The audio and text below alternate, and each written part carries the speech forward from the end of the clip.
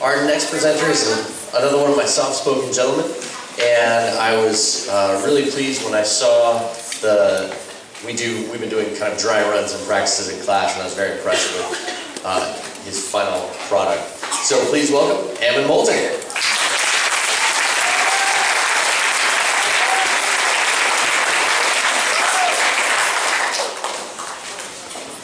evening. I chose my project to be on trick photography.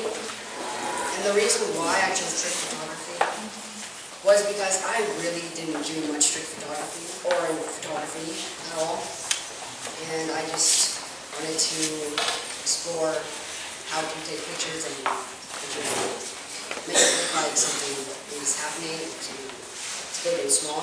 So before the 1830s, there were only painted pictures because the camera was not yet invented.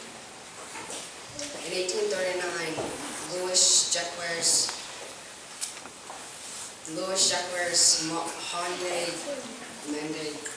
Daguerre invented how to take pictures mechanically. He started with a thin sheet of silver-plated copper with heated crystals to make the silver plating sensitive to light. After the film was placed inside a camera and exposed inside the lens for about 5 to 40 minutes. After the sheet was removed, the film was developed by vapors from heated mercury.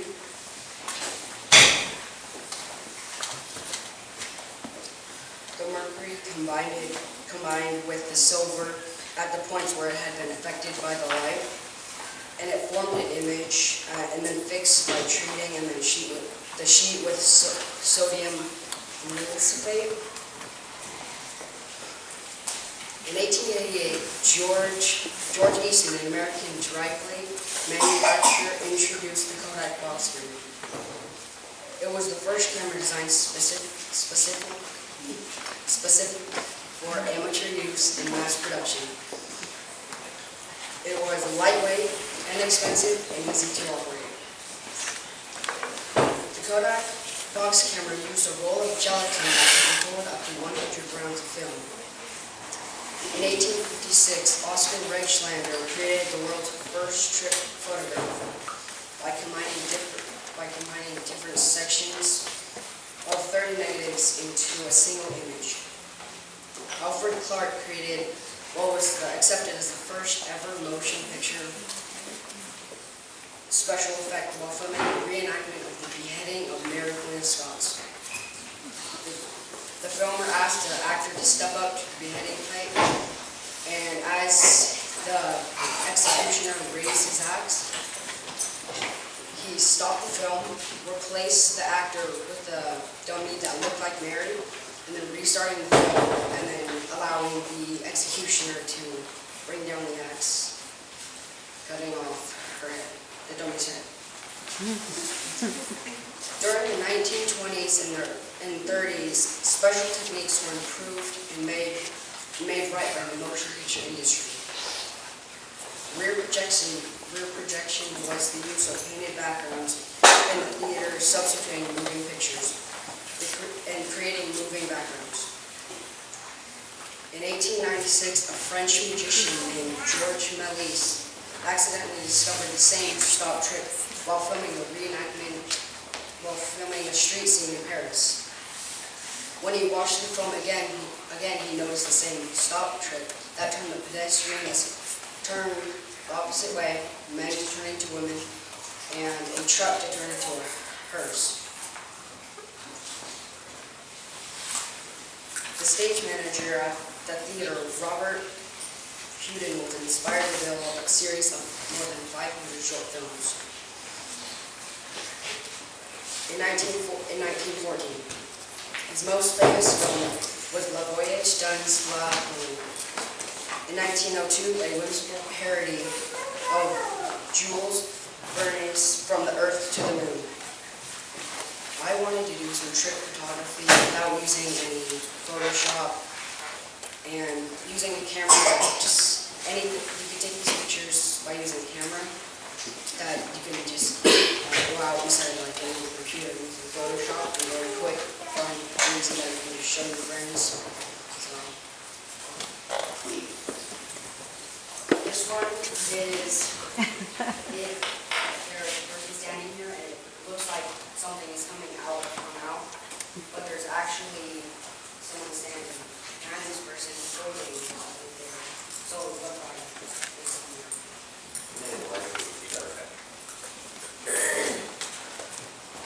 This one is made for the bucket is actually closer. The bucket is actually closer. How I did this is because I have to move the bucket closer to the camera, and this person is actually kind of kneeling to make her and back farther to make her smaller, so it looks like she is a very small person inside a bucket.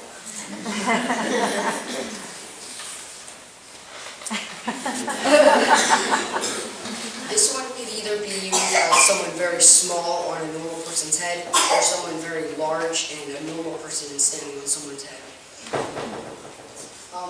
This one is kind of the common use of in trick photography, making someone stand farther away than another and having the person closer to the camera. But the person that's really small is actually farther away, and the larger person is actually closer to make it look like he's standing on their head. Next.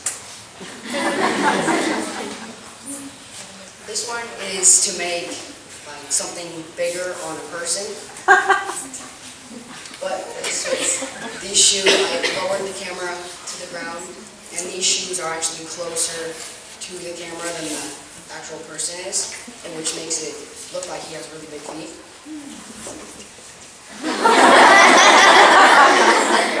This one is, it looks like someone really large grabbing a normal person's head.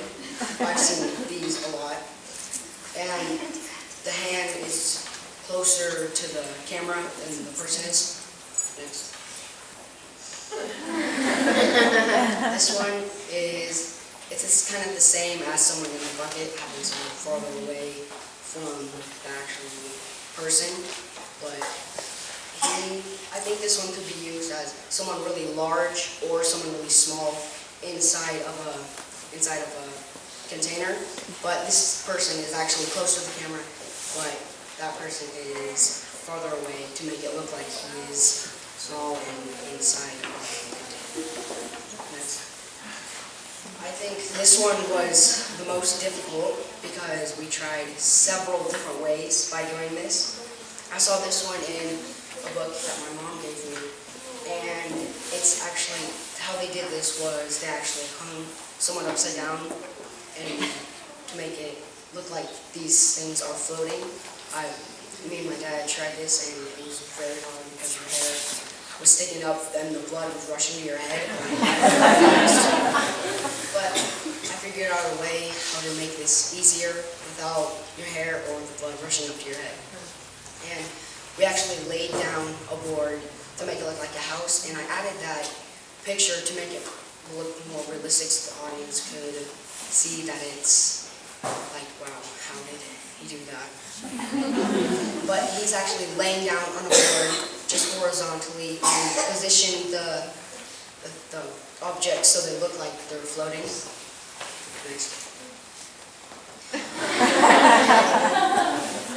This one is the same as the last picture you just saw, but it's instead of something floating, he is balancing a rabbit on his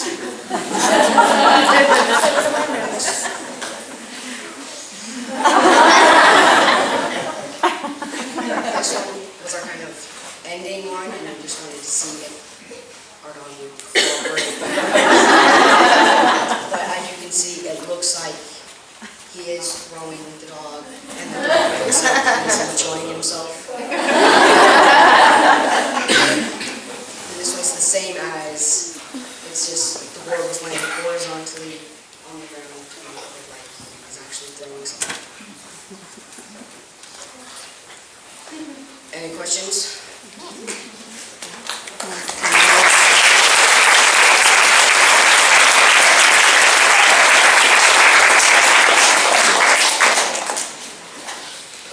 Any questions?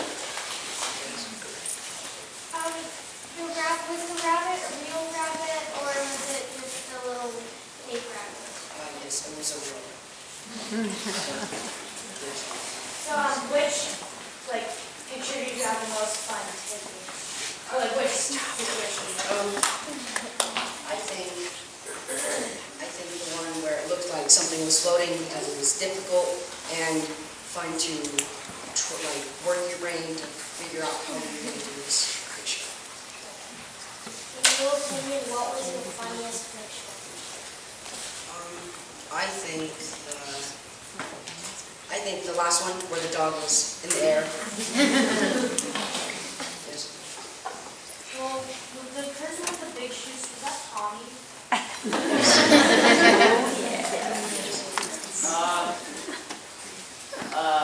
The picture where it was like some giant was holding some and was that Dakota, the teen person? That was my favorite. Which piece was the hardest to The one where we were trying to make the objects float. Very hard. Yes. Do you plan on doing more photography? Not to carry on with it, but I would learn more about it to show my friends and to just have fun with it. So I guess so. Yes. Was it hard to get the positions right?